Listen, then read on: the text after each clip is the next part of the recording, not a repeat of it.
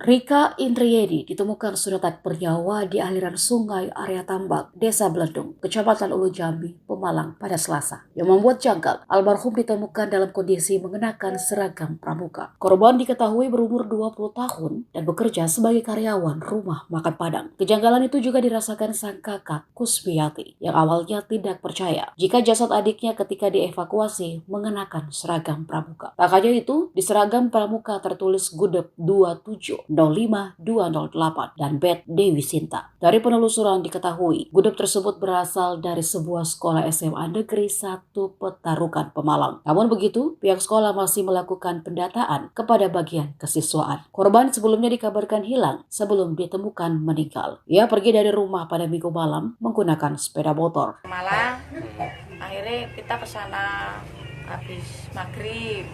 Nah, ciri-cirinya bajunya, dari celananya, terus kukunya, kakinya.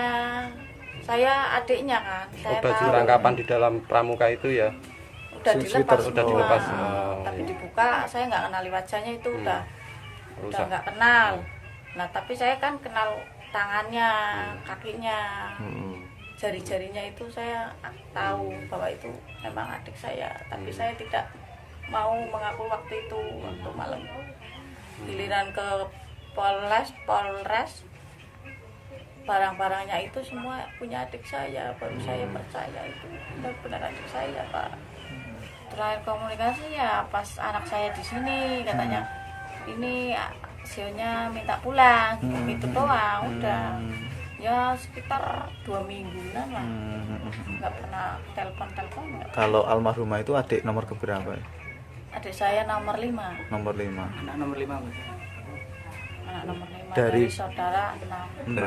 Saudara. Kalau mbaknya nomor?